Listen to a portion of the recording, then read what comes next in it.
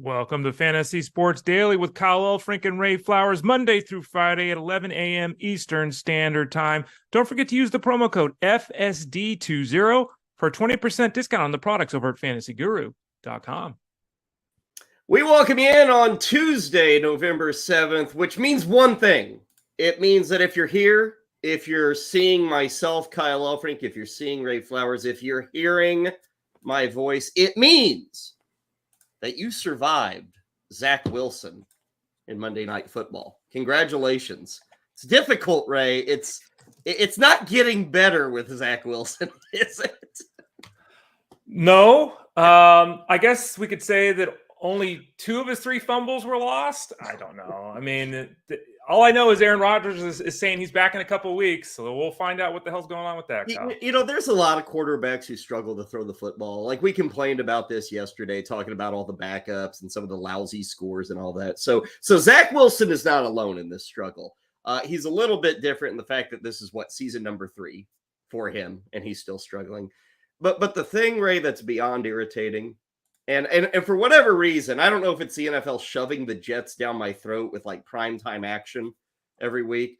I feel like I've seen a lot of Zach Wilson this year, more than I should have ever hoped for.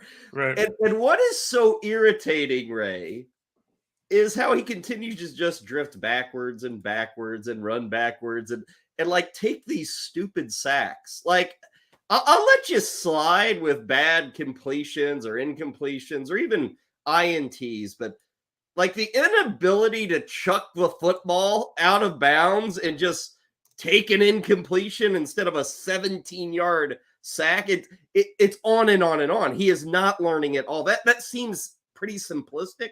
He's terrible at that aspect. Yeah.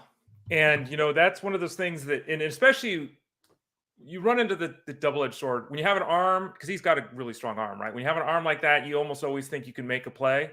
Yeah. He's mobile, he's not stuck in the pocket. So he's trying to make a play, but at some point use that arm and just chuck it out of bounds. Like you said, live another day. And you would think that with the struggles they have moving the football, with the struggles they have being productive, that the coaching staff would tell him that, look, make your read, throw it out of bounds.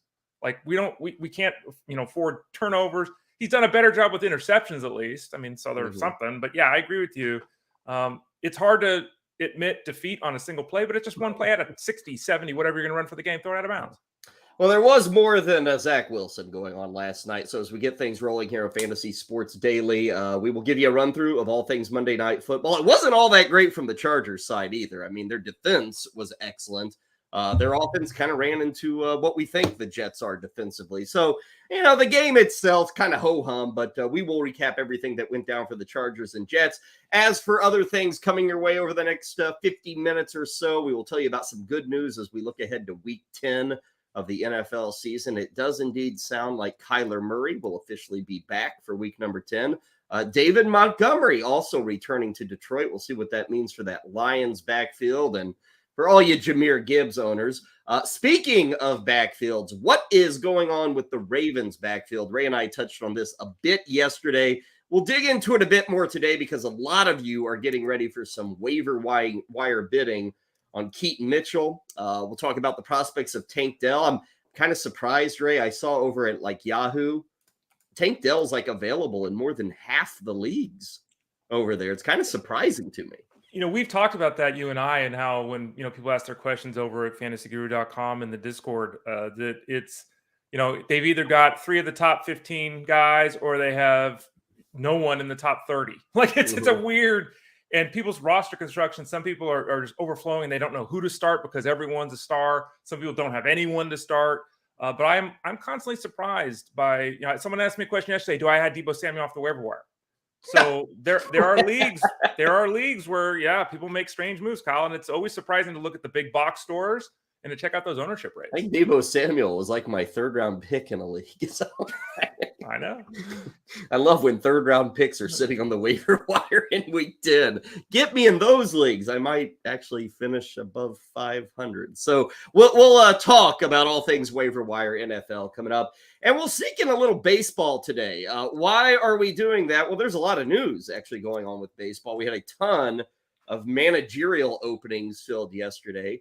MLB Free Agency has now begun. That actually started yesterday. So not that it's like the NBA or heck, any of the sports, NFL, NHL, you know, when free agency hits there, boom, boom, boom, boom, boom, signings everywhere. Not so fast in Major League Baseball, but we will preview the market, talk about some of the things to follow. The MLB GM meetings are taking place this week in Scottsdale, Arizona. And as it's always said, and I guess I'll just go ahead and believe them because I've never been to a GM's meeting.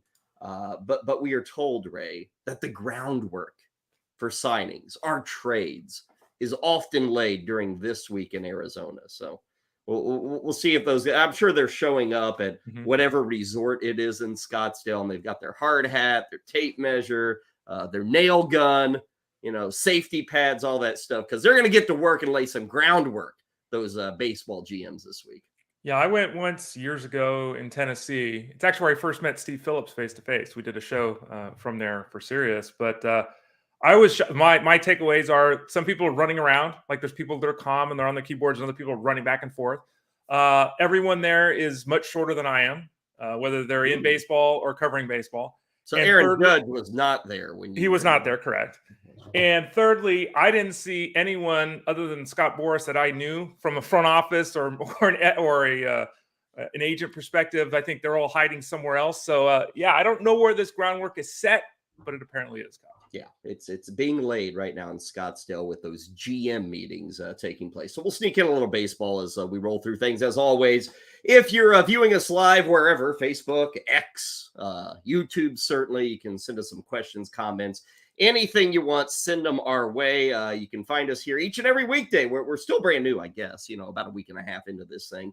But 11 a.m. Eastern each and every day we are live. These are cataloged. They are saved. You can find them after the fact. You can download them in audio format as a podcast. All you have to do is search Fantasy Sports Daily and you should be good to go. And of course, if you're new to Fantasy Guru, you know, this is free. This is something we just kind of do on the side. If you want more from Ray, more from some of our guests, if you want a lot more DFS, NBA's picking up NHL, make sure to head over to fantasyguru.com. And we remind you again, Ray, the promo code is still up and running, and it's a way to save money for the upcoming year. It is FSD20 for that 20% discount. I think we even lowered some prices last night as well. So you might want to check that out. Even the MVP package might have gone down a little bit. So check that out over at fantasyguru.com. Use that promo code FSD20. Okay, let's dig into it. Let's start with Monday Night Football Week 9 officially in the books. The LA Chargers take care of business. It was relatively easy, Ray. It was kind of blah. You know, a lot of people own Chargers, and a lot of people like to see big numbers from Herbert, from Keenan Allen, from Austin Eckler. It was okay last night. I mean, Eckler didn't do much, but 2 touchdowns makes everything smell better. Keenan Allen had a good enough game. No touchdowns, but good enough. He's over 10,000 yards, by the way, in his career. Herbert's probably the letdown, Ray. He's facing a good defense, but it's just looking at 136 yards. I will say this for the entirety of that game. On average, the Chargers usually run about 66 plays a week. On Monday night, they only ran 51. So that's a very simplistic explanation, Ray, for why everything was down. In effect, that's at least 2 drives, if not more, that we didn't have plays for the Chargers that we usually get from week to week. Yeah, I mean, obviously they're without Mike Williams. They're without Josh Palmer. So they're going to want to play things maybe potentially a little tighter. It's a difficult matchup with the Jets defense, right? But when you get out to a 14-0 lead in the first quarter and you're facing, you know, Zach Wilson – yeah, I mean, and this is the problem that we've all had, I think, with the Chargers, and they're confounding. They're 4-4. Are they going somewhere? Are they not going somewhere? One week they look great. One week they don't look great. They seem to want to win every game. They often play games like they're the Titans or the Falcons, which I don't understand.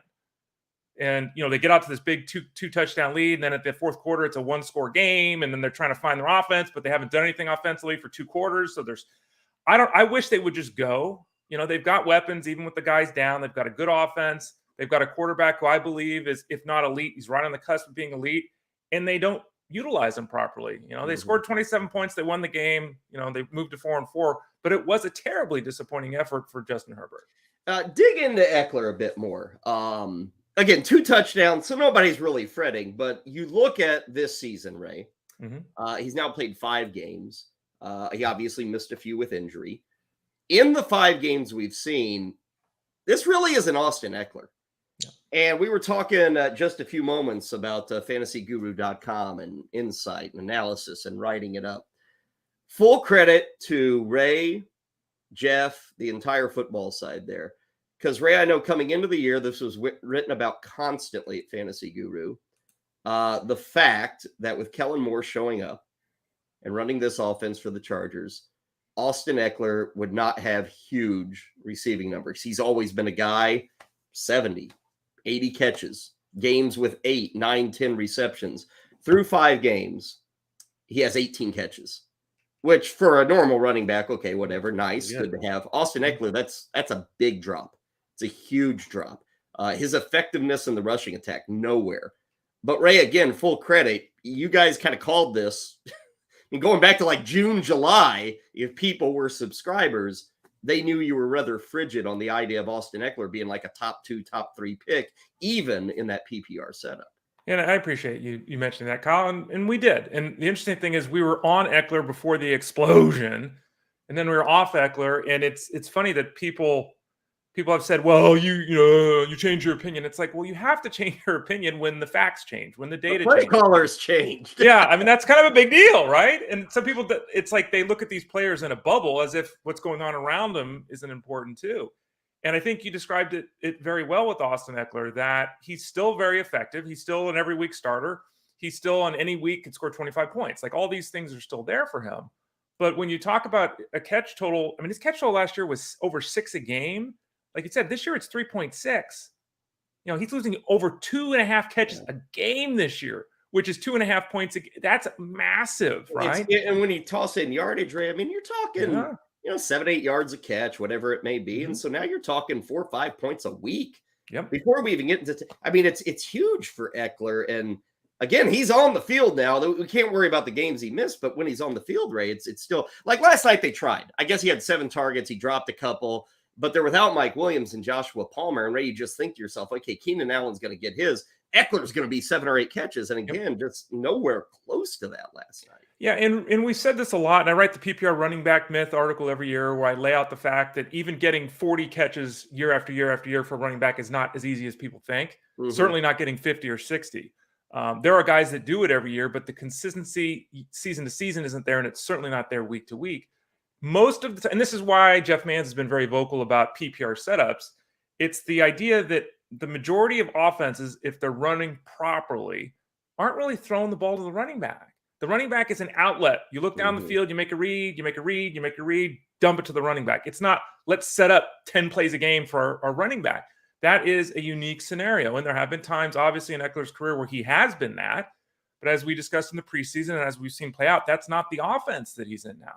And I think the thing that's really telling as well, in addition to the passing component with Eckler, is the fact that Austin Eckler has a 3-year low in rushing yards per game. And it's only down a couple of yards. Like it's not, but it's a 3-year low in rushing yards per game, despite the fact he has the highest carry total he's ever had per game. Yeah. So, that's what you're talking about. Listen to it. The last 3 years, 4.6, 4.4, 4.5 yards per carry. So the last 3 years, 4.5 yards a carry.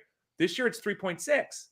So he's not catching as many passes. He's not as involved much in the passing game. They're giving him the ball on the ground more because either they don't trust the other guys in the backfield. Spiller was even inactive last night. They only had 2 active running backs. But it's not working. Eckler is not a guy that's moving the pile.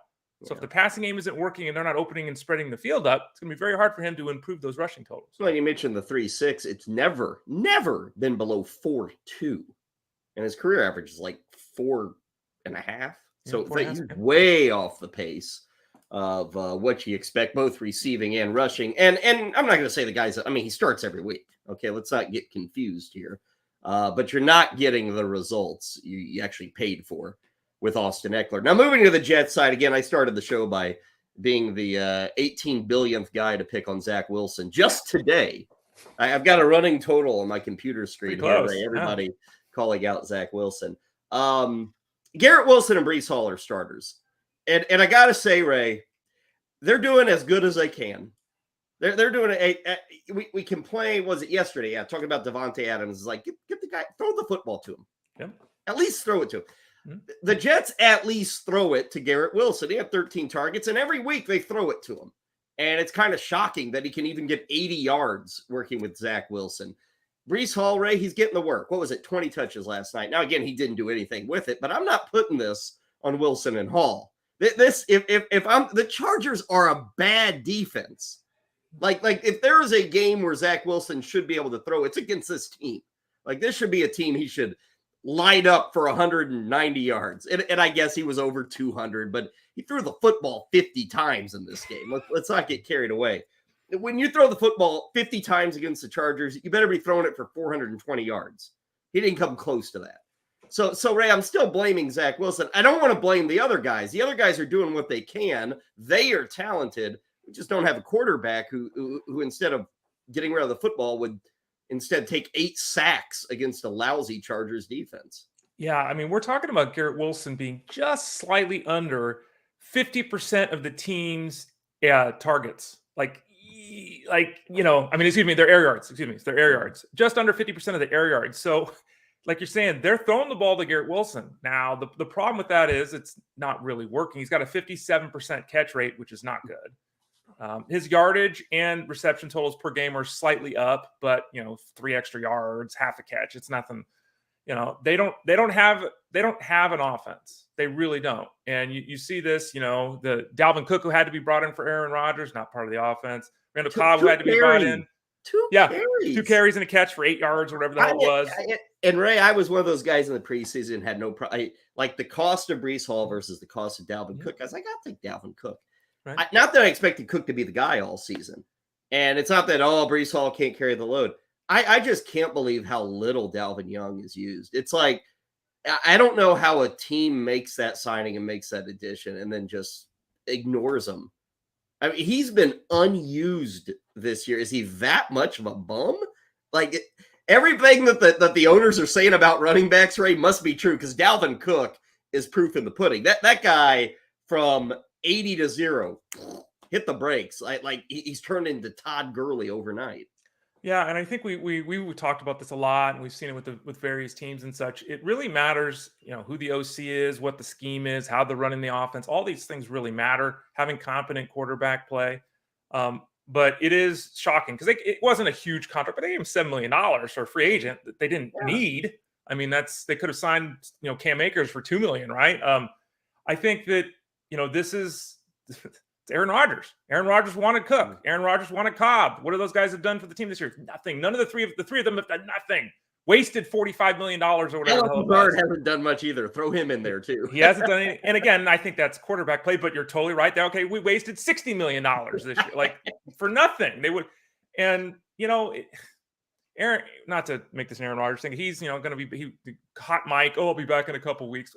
When he comes back, I can't say that Dalvin Cook doesn't all of a sudden get 10 touches a week. Like I can't rule that out.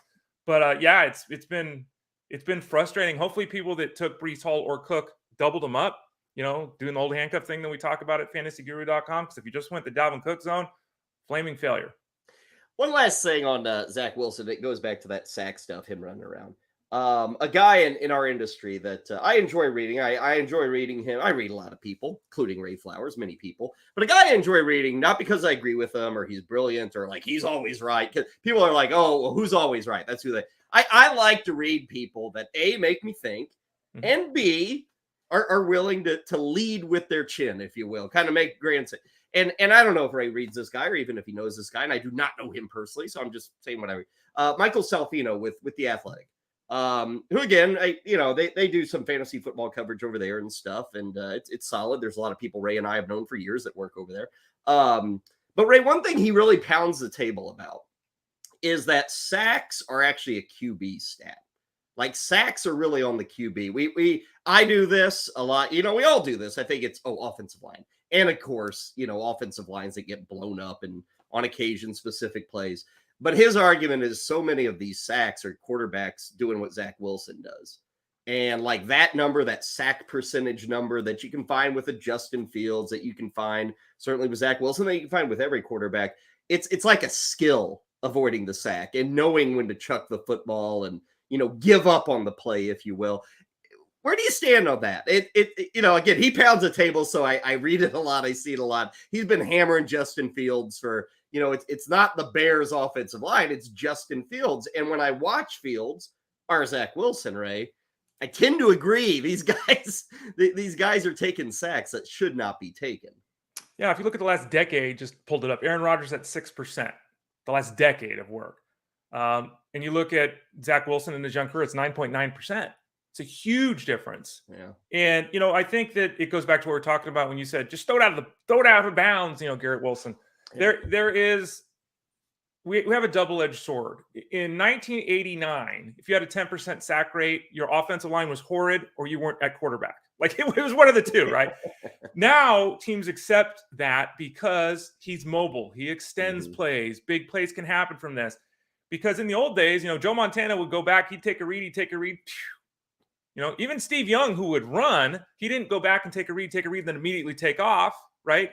But he'd be decisive about it. He wouldn't sit there and run around like Barry Sanders or Justin Fields or Joshua Dobbs. Wouldn't do that. So I think that there is something to be said. It's both, right? It's the offensive line and the quarterback. But when you have to make the decision as a quarterback and an offense to run the plays that are called, realize when it's developing or not developing, and just go to the next play. And I think that a lot of the young quarterbacks that are so athletic, more than we've ever seen previously, have never done that. Since they were 7 years old, they're running around the field and they finally make a play and everyone's like, ooh, wow. They're never taught not to do that. So it's very hard to ingrain in them. This is the NFL. Yeah, it can work if you run around, but that linebacker's a better athlete than you, bro. You can't do that. So I think it's a lot more on the quarterback than people tend to think. Sam Howell, who's on pace to set this record for sacks and everything. We joke about it all the time. He's running around for 6 or 7 seconds. Bro, throw the ball. Yeah. If you run around for 6 or 7 seconds against any team, they're eventually going to get to you. Well, and one other thing, and I think, you were talking about 1989 in Montana, and so in that era, there was like, and I know there were more, and memory, you just kind of get lazy. You say, oh, Dan Marino, that guy had a rifle, and he was the only guy in football who like really rifled the football. There were other guys, but now, Ray, every single quarterback has just like a massive arm. Even the guys who have weak arms are way better than they were in 1989. And so this idea of scrambling, that's part of it. Is Zach Wilson, hey, if I just buy my time, I can find a guy deep. And I can hit that 60-yard throw. In 1989, nobody's hit that 60-yard throw scrambling around. Now we have like Jamarcus Russell sitting on one knee, able to throw it 92 yards, which is awesome. Right. But he sucked. And look at this. Dan Marino, who legitimately was less mobile than me at 50. He could not move, right? He led the league in sack percentage each of his first 8 years. 3%, 2%, 3%, 2%, 2%, 1%, 2%. His career mark is 3.1. It's 3. Less than a third. It's less than a third of Garrett Wilson's. Wow. Less than a third. And Dan Marino was immobile. He was a statue. And he got rid of the football. So, yeah, and I don't think, how many times did people say, boy, Dan Marino was on a bunch of juggernauts? No one said that. It was about Dan Marino making things happen, right? So, yeah, the game is different. And we, in the fantasy space, take advantage of that because when the guy scrambles around, here's a 12-yard run that wouldn't have happened 25 years ago. But it's not necessarily good for the offense, that's for sure. Chargers with the win, week 9 in the books. And as usual, it's time to already look ahead. And as usual, we're getting some injury news coming out of Sunday's action, looking ahead to this upcoming Thursday. Thursday night, by the way, Bears-Panthers. They do a walkthrough on Monday, the teams that are involved in Thursday night games. So they have to estimate the injury report. And according to that estimation, Ray, on the Bears side, Khalil Herbert, back at practice, and he was activated with that 21-day window for his return to the Bears, but also Justin Fields. We could see both of those Bear players back for Thursday night against the Panthers. We could, and it's, we said this earlier in the week, actually yesterday. The Bears really haven't changed their offense, right? They've had Tyler B back there basically running the same offense. Well, if we get Justin Fields back there, it looks much better. You forget this because it was an up and down start to the season for Justin Fields, but the last 2 games he completed threw 8 touchdown passes. Mm-hmm. There were some things happening there in addition to his ability to run the football. The backfield question, I think everyone that gets Fields back is very inclined to play him right this week, even it's the first week back. The question about the backfield though is legit.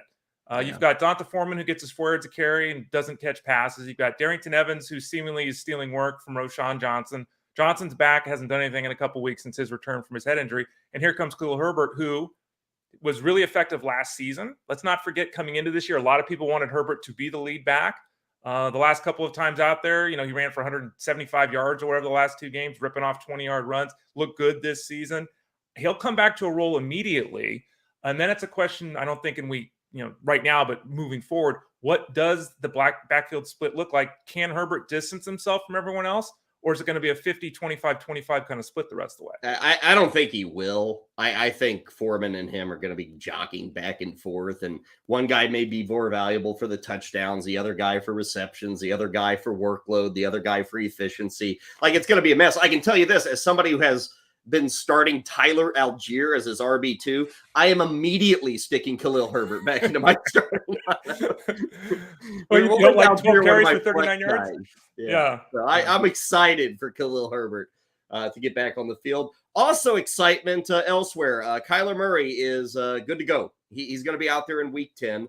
So Murray is back. David Montgomery, Ray, it sounds like he'll be back. And that's another backfield with Detroit as to how's it going to shake out.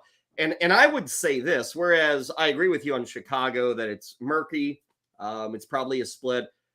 Ray, I would seriously just look at what Detroit did when Montgomery was healthy, and I think that's what they're going to do again, which is on the surface bad news for a Gibbs owner, but he was okay even when Montgomery was healthy. Maybe it wasn't to the heights that people drafted him to be, but he was okay.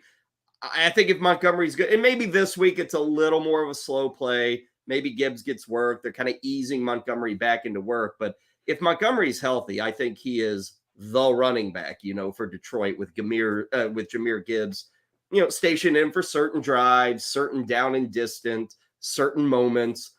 I would look back at like week 1 through 5 for how it's going to work out for the Lions. Yeah, I think, and we have a blueprint in essence too last year when we had Williams and Swift in the backfield, right? And obviously it's basic, but you could say, well, Williams is David Montgomery and Swift is Gibbs. I find it interesting, the coach speak coming out the last couple of days in Detroit. It's like, apparently, according to the coaching staff, both Gibbs and Montgomery are going to get 20 touches this week, which I find a little surprising because I don't really think that's going to happen. But I do Along think with 35 passes from yeah, right. Yeah, we're going to throw for 300 yards and run it 47 times.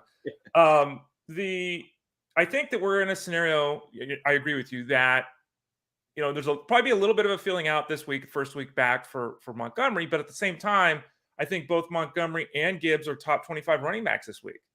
We got some teams on bye. We've got injuries. We've got messy backfields. I think that Montgomery, as we sit here right now, would be the guy I would start ahead of Gibbs if I had to make that decision between the two. But like I said, I think both are top 25 plays. I think it's very reasonable to think short yardage, goal line stuff is Montgomery, maybe a catch or two. Gibbs, as a breather back and then more involved in the passing attack. So both guys have value even this week, provided they're both on the field. You mentioned messy backfields, and I said this yesterday on Fantasy Sports Daily, and people can find that podcasting networks. You can find it on YouTube, certainly. Baltimore. And Ray, I'm not surprised what Jim Harbaugh said yesterday. He said rotation. He invoked the evil phrase rotation, which, again, like I'm seeing write-ups, Ray. People are like all in on Keaton Mitchell, and I guess that fits for the desperate guy, like the desperate play. Like, I got to get anything in the backfield. But I'm not thinking Keaton Mitchell's the guy. I'd rather have Gus Edwards. I think Justice Hill's getting work. I think Lamar Jackson is still good for 5 to 8 rushing attempts a week.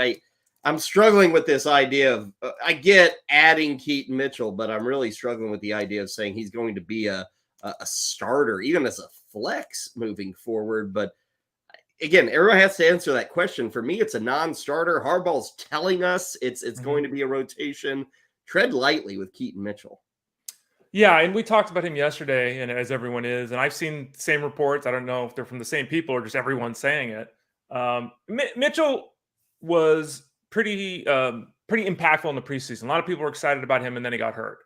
I'll say it this way, and we talked about this yesterday on the show. Keaton Mitchell is 5'8", 185 pounds, okay? There are questions about his ability in blitz pickup. There are huge questions about his ability to run north-south.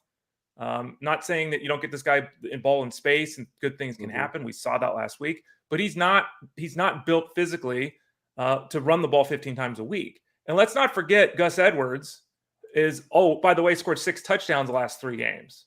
And, you can look at last week. Oh, we only had 8 carries, whatever the hell, 5 carries last week. Yeah, they were dominating the Seattle team. There was no reason to play him. He had a toe issue coming into the game. There was no reason. Hill played, I think it was 48 snaps. Like 18 of them were in the fourth quarter because they just said, hey, we're going to run the clock out here. Bottom line is Gus Edwards has basically done everything that's been asked for him. This is the first year in 5 where he doesn't even have 5 yards of carry. He's been much more effective than people give him credit for. But it's thunder and lightning in a best case scenario. So I think Mitchell, if things go right, touches the ball 10 times a week. Yeah. Right. Yeah. And being that he's not the goal line back, being that this offense, even with the changes they made, is not an offense that wants to throw the ball Austin Eckler style to the running back 10 times a week.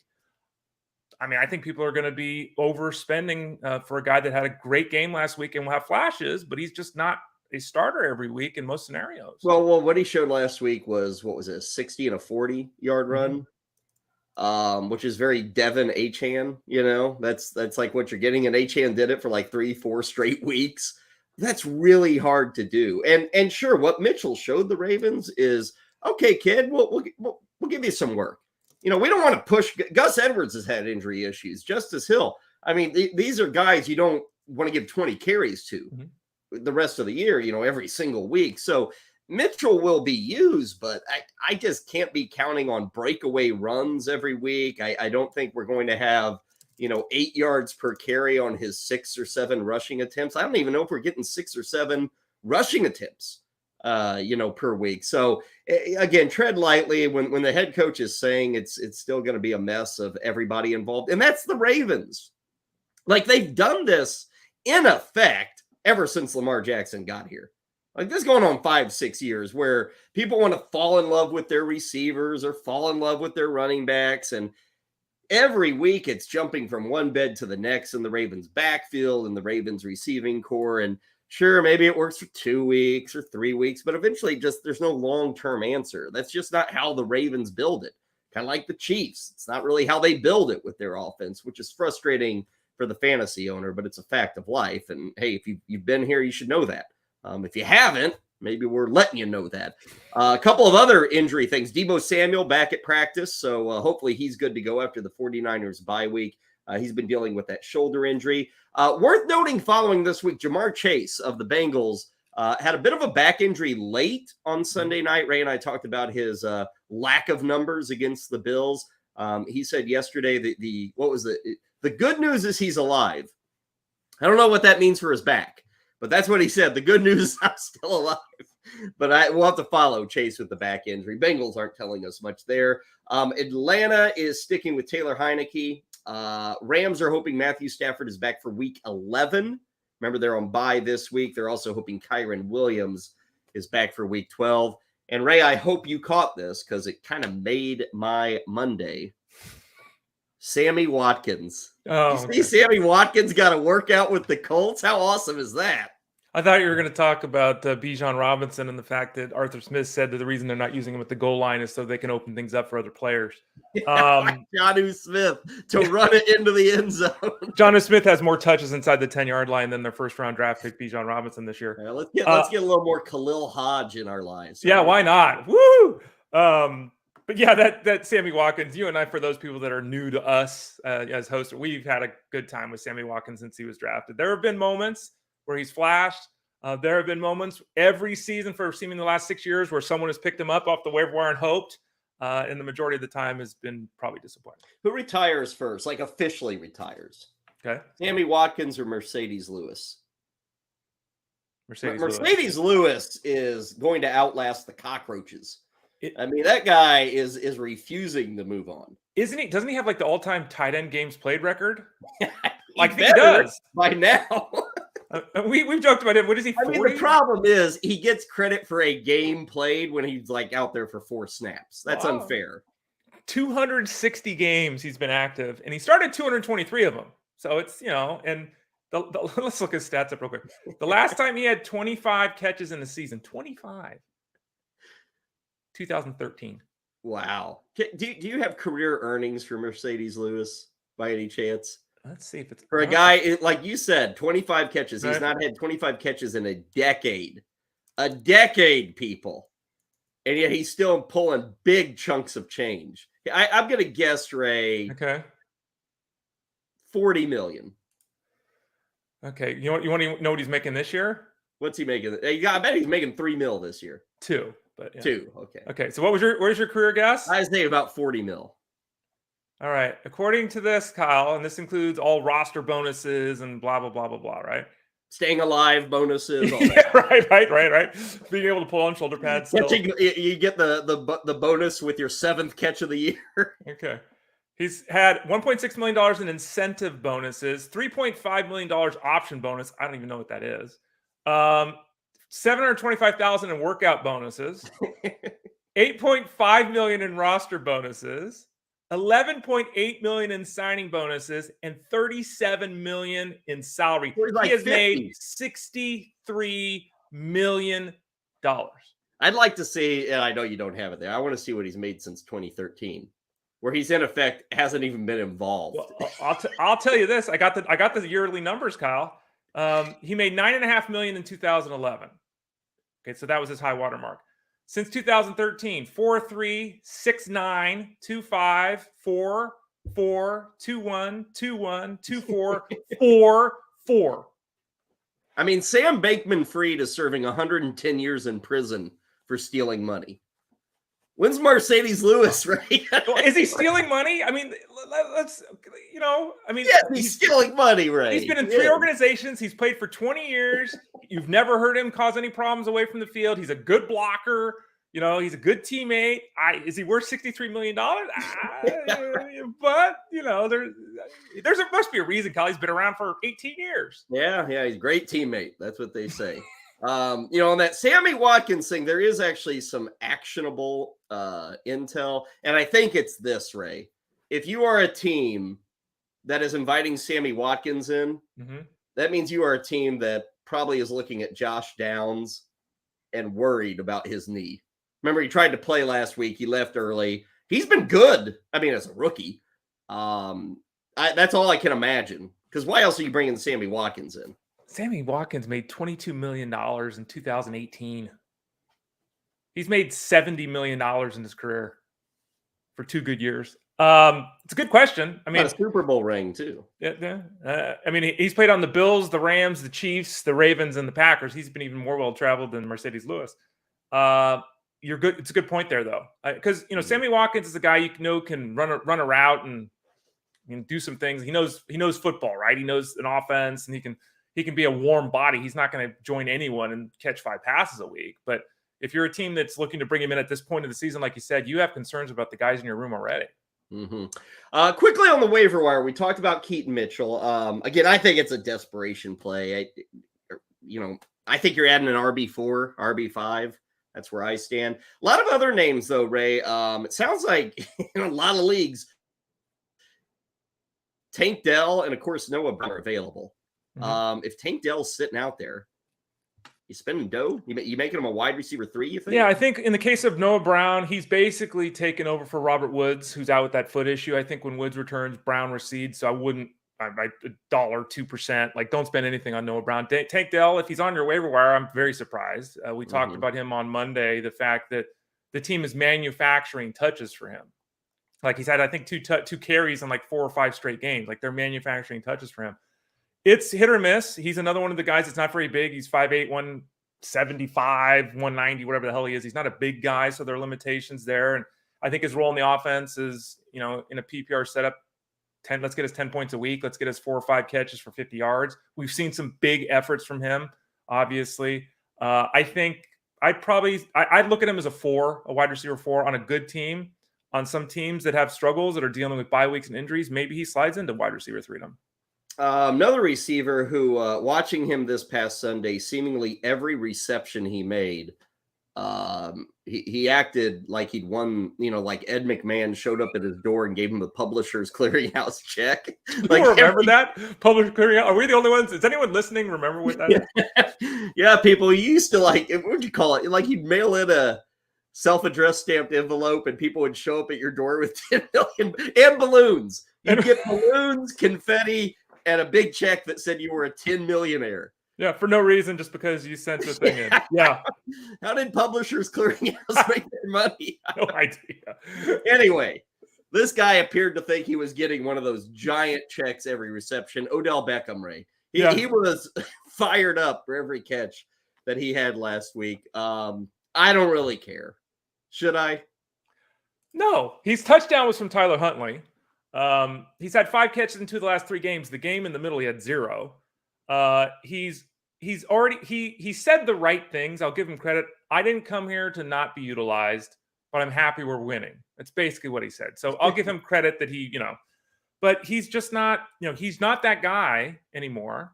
And let's face facts, Lamar Jackson is thrown for 240 yards once.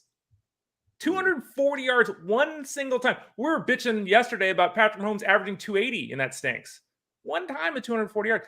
So, this, I don't know what, talking about contracts, the Ravens gave Odell Beckham $15 million. Asinine. That could have been the worst signing of the offseason. That was only 1 year, but that's crazy, man.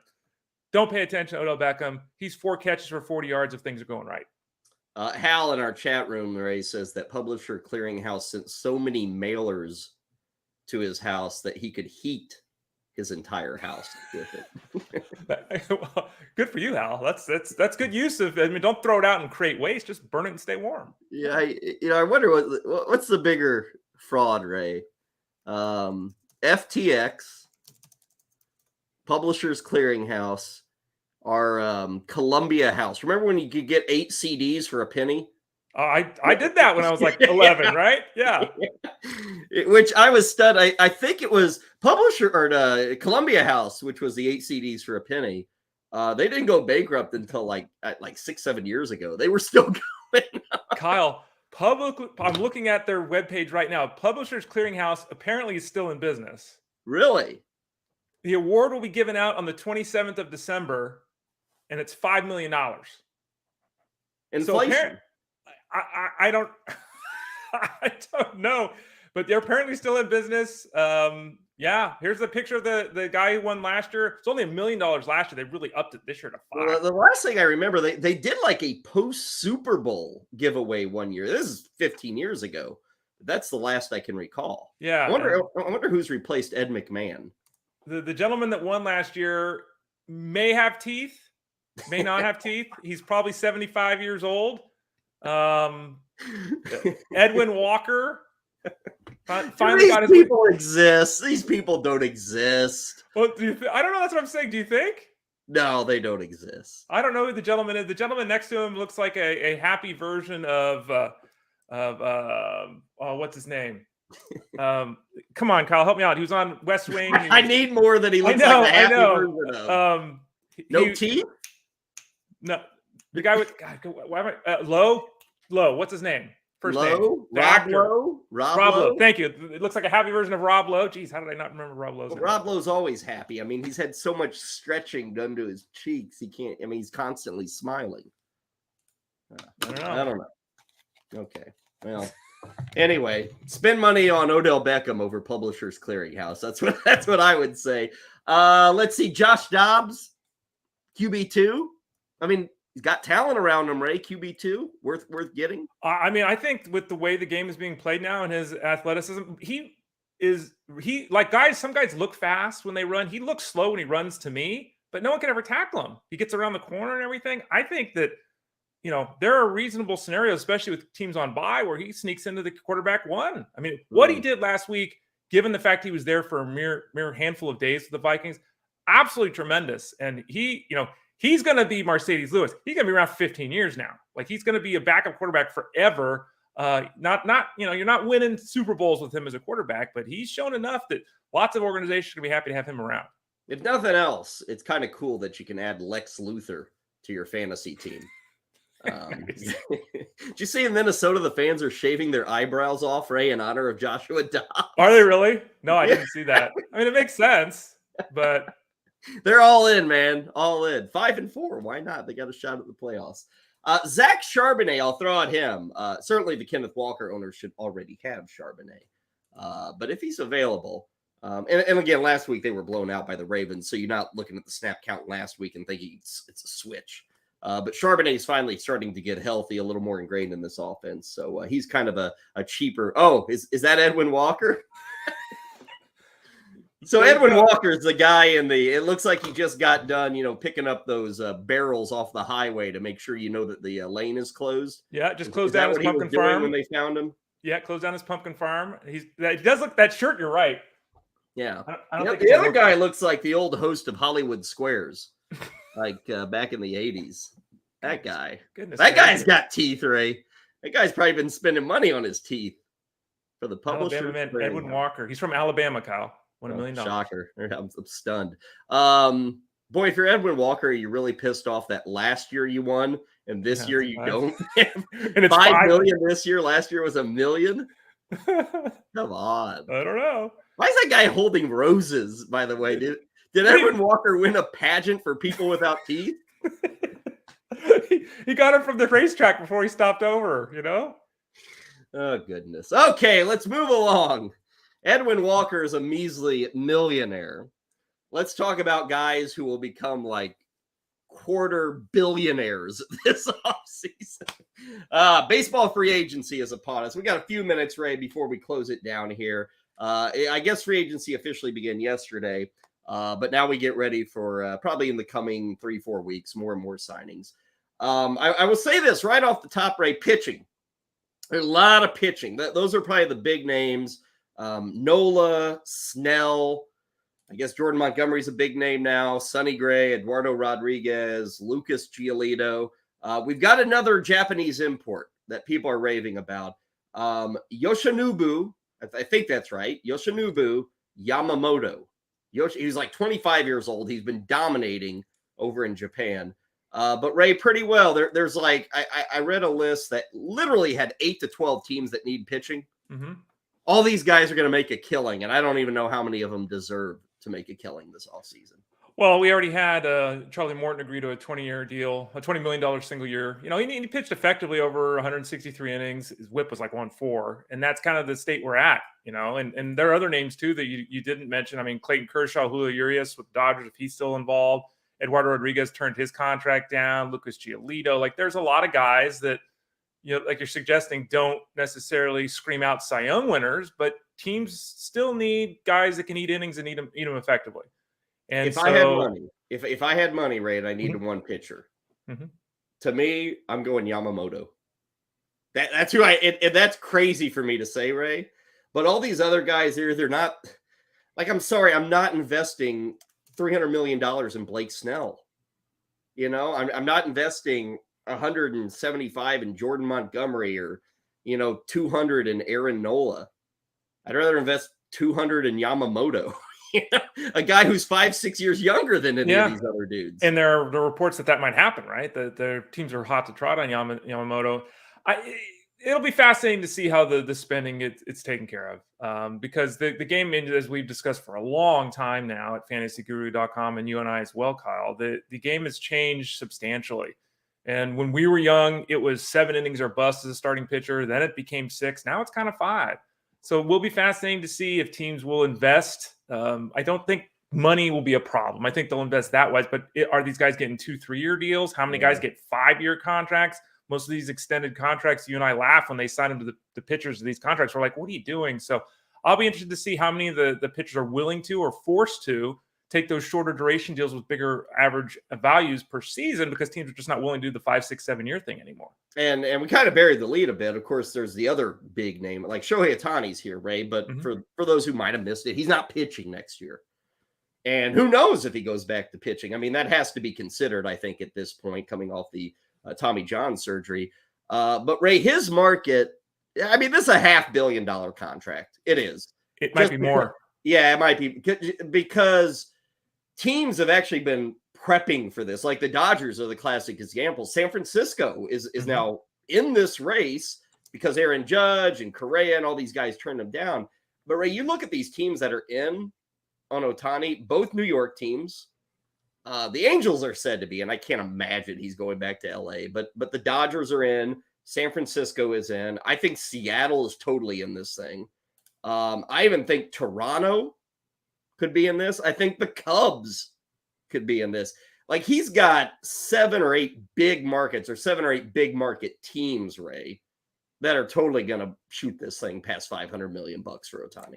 Yeah, and the real question obviously isn't what can he offer as a pitcher this year, because there doubts will even take the mound. The question is, what does that look like moving forward? Because he's had health issues and all that. I think that number one, Ohtani is, I don't even know if it's arguable, really, the greatest baseball player ever. His ability to do pitching and hitting, and he's probably the greatest player ever. And when you start talking about his global impact, I mean, it's massive. You see this in football. Every 6 minutes, they're trying to play some game in Europe, right? In the NFL, they understand the value of the world. Ray, and I'm not disputing it, but the other day, like during the World Series, Shohei Ohtani shows up on that New Balance commercial. My wife was sitting next to me. She follows the Cardinal. She's not a baseball fan, but she knows baseball. Her favorite player is Scott Rowland. Like she's watched games. I asked her if she knew who that was on TV. Mm-hmm. No idea. Yeah. No idea. A global, totally right. But Ray, it's the baseball fans. I don't know if it's bringing in new fans or not. Nobody knows. And I can only look at her. Nobody knows who he is outside of baseball fans. If Mike Trout was on the screen, would she know who he was either? Probably not. And I think that's a baseball problem, right? And it's because they don't push their stars. Because you see, like in the World Baseball Classic, these guys are. I mean, fans are insane around the world, right? They're so into this, and baseball needs to do a better job. They've done a lot of things well this year. Speeding the game up, the attendance is up, all this kind of thing. But that's something they need to do. And I think in the case of Ohtani, he's been really hurt here, not globally, but here, the Angels, no one cares about. If you live on the East Coast, have you ever watched an Angels game?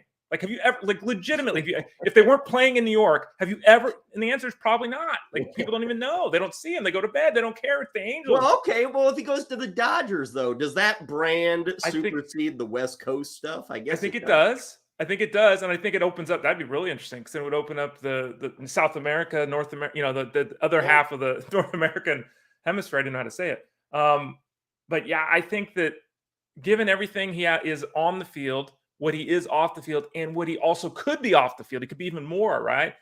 I don't know if half a billion's enough. I think it might be more than that. I've said for over a year, Dodgers. I'm sticking with it. I hope it's the Giants, but the Dodgers. You think they're serious about it? I think they are serious about it, but in the end, it comes down to the cost. Now, because remember, obviously, well, that's what I mean. $550 million. You think the Giants would do that? I don't know, but I think that the stadium's paid for now. They need to make an impact. Yeah. There's obviously a huge Asian community in California. Can't rely on Brandon Crawford to bring the fans in anymore. Right. He did for years. I think the fact that they were willing to spend so much money on Carlos Correa, and they were in on Aaron Judge, I think they'll be in on Shohei Ohtani. It just matters how high the number goes. And I think he'd be interested in San Francisco, Seattle. I think the Yankees, I could see the Yankees, Ray, just being totally stupid because they're kind of desperate now. I would hope for the game they don't do that, though. But I could see, like, let's say the Dodgers go 580 and the Yankees go 625. Like, they'll just silly money. Yeah. Silly money. I could see the Yankees being that desperate because, hey, it's been 20 years since their last title. The Yankees? That's kind of wild when you think about it. A couple of other things in free agency. Best hitter, because we talk here about pitching. Cody Bellinger? Probably the best hitter, I guess. Probably, he probably gets 5 years, and Ray, maybe close to $30 million a year after what he did last season. He's a fascinating guy, and we'll break him down in more detail over at fantasyguru.com, because I said all season long, like, this isn't likely to continue, and it doesn't likely to continue. And in the end, he has an MVP caliber season, and StatCast says he sucks. Like it's like he didn't hit the ball hard. It's wet noodle city. Like nothing happened. Product of Wrigley, that small park. It's just all like his batted ball data is bad. It's not even average. It's bad. And he's always been athletic. Is he going to steal 20 bases again with the new rules? Maybe. He tinkers with his stroke all the time. Someone is likely to get in there at that number or numbers like that, Kyle, because he's Cody Bellinger. He's had great seasons. He's versatile defensively. Okay. but I'd be very cautious if I was a team signing into a contract like that. There's a lot of low average, heavy power guys. Matt Chapman, Jorge Soler, Teoscar Hernandez, Reese Hoskins, JD Martinez. So we'll see where all those guys, if you don't get one, you just settle for the other. They're all kind of the same dude. I am interested, Ray, in Josh Hader. Because what is a stud closer worth? And if you look at it, the Dodgers could use a closer. The Yankees, the Rangers, the Phillies, the Cubs. We'll see what Hader's worth. 20. I don't know what the most expensive closer makes now. Are we up to 20 mil on a closer? I don't think we are. I'll look that up. But I bet Hader comes close to that. It may be a short contract, but maybe he could crack the $20 million barrier to close games. They offered him the qualifying offer came from the Padres. So if he accepted that, which he won't, that's 20.3 million. So he's thinking he can make 25 to 30 million probably a year.